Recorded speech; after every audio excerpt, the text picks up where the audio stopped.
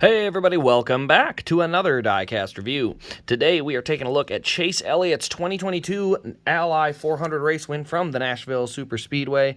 This car was his second win of the season, and not a crazy race. We had a rain delay in the middle. It did finish under the lights, and it was kind of an interesting race. Had some moments to it, but overall not a crazy memorable race unless you're a Chase Elliott fan like myself. But anyway, let's go ahead and dive right into it. So we'll start with our race box. You can see here I have always, as I mentioned before, I slide the sleeve off to the side so you guys can see it is an Elite box, but that's the only difference is this little logo here. So Elite versus ARC, but then this race win sleeve slides right over the top, and so covers kind of all that up. Now here you can see one of 785 Elites, so plenty of those made. Not surprising because it is Chase Elliott after all. We do have a race win sticker here, the black and white color. We also do have a race win card, or a stat card that comes with it as well. You can see that here, Ally 400 winner, June 26th, 2022. Flip it around to the back side of here, or back side of the card, and you see the Ally 400 win. Started fourth on the day, 300 total laps for 400 miles, 10 cautions for 57 laps. He led 42 laps, and margin of victory was half a second. It did end on a green-white checker, so it did have that element as well. And then we also do have, there we go, so to grip it. And there you can see, here's the official event pin here. So the Ally 400, June 26, 2022, Nashville Super Speedway. So we do have the official event pin. I do have a couple of those on the website. So if you are a Chase Elliott fan, you can find this car and that pin on the website. They're not listed together. You'd have to, pick them both, but they are both on the site there if you're looking. So let's go ahead though and dive right into the car itself. Good Friday review. He's running the truck race tonight, so that'll be kind of fun. Also, I'm at Daytona, so I don't know. He may be on the pole, or I don't know what the 500 has in store yet. So just so you know, if you're wondering why I didn't mention a storyline, if it has occurred, I'm recording all this early. So anyway, here on the left side, you can see those yellow marks on the splitter. That was kind of a thing that was noticeable on his cars early on. You can see the gunmetal wheels there, the number 9. We got Napa. You can see purple and white confetti literally all over this thing. It is covered. We got Napa, Auto Parts, A-Shock, Hooters, Lumar, and then a Universe there. So you can see a little bit of rubber around the back here from the burnout and stuff, but it is fairly clean.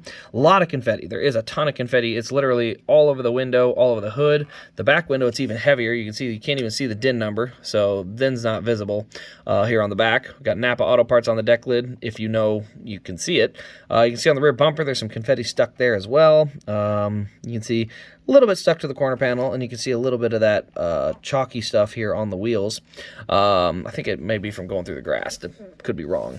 Here on the right side, you can see a little bit here, but otherwise it is really clean. The car itself doesn't really show a ton of race detail, but you can see it is covered in confetti. It's all over the rear window. It's all over the side. It's, here on the right side, down here on this little spot here on the right side, kind of like right above the rocker box. There's more confetti kind of stuck there as well. Now you do get to the nose of the car. You can see a little bit of rubber buildup on the nose, so you do have some of that, the carbon fiber splitter, but again, covered with confetti, so you can't even see the carbon fiber part.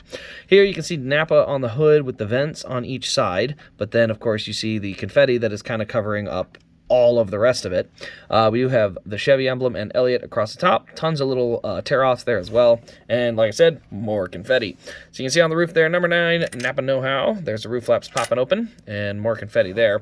We go ahead and pop this open. You can see the fuel cell in the rear. It is hard to see, though, because the deck lids are so short on these next-gen cars. Spoiler height, not correct. Again, I don't know. I'm not sure what's taking them so long to get these corrected. The Gateway car is correct, but for some reason this one's not, so not really sure why. But yeah, that would be nice if they could get the spoiler heights corrected. There we go. And now I got the hood open, so you can see the engine detail here inside. You can see those 4 holes right there. Those are actually for plug wires on the old engine. So this is actually the same engine as what was in the older cars. So the molding for the engine didn't change, but there's no wires or plugs or anything. So it's just that block, this block, and then the air box up front. So unfortunately, definitely lacking in some detail here. I would love to see some more hoses and wires in there. Just, I mean, for as expensive as these cars are, I think we are owed at least that much, personally. But we do have posable wheels. We also have the functioning rear and front suspension. Front suspension's pretty stiff, but it does function a little bit. You can see the cover here, but you can see the carbon fiber there on the bottom here.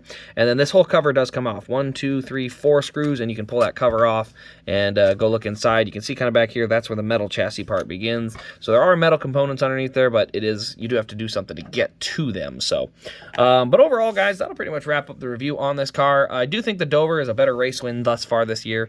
This one does have more confetti, so if you're a confetti fan, this one's definitely going to be up your wheelhouse. But for those of us that are just Chase Elliott fans, lots of confetti, no confetti, lots of detail, no detail. Guess what? I'm getting it. So, that's just the way it rolls. But anyway, guys, that'll pretty much wrap up this review. Let me know your thoughts in the comments below. Also, turn on the bell and subscribe for more Diecast content. We've got one more Chase Elliott car before the truck race tonight, and then that'll be the last review until probably Monday or Tuesday, depending on if I have any more videos to make before I get back from Daytona. So, no streams for the races this weekend. Those will start next weekend. Obviously, I'm at Daytona, if I haven't made that clear with all of the videos this week. But like I said, gonna miss the Daytona stream, and I don't feel that bad about it because I would much rather be at the racetrack. So anyway, guys, thanks for watching. This has been Race Craze. We'll see you in the next Diecast review.